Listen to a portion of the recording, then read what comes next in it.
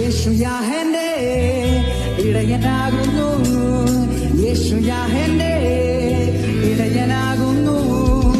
എനിക്ക് മുട്ടും എനിക്ക് മുട്ടും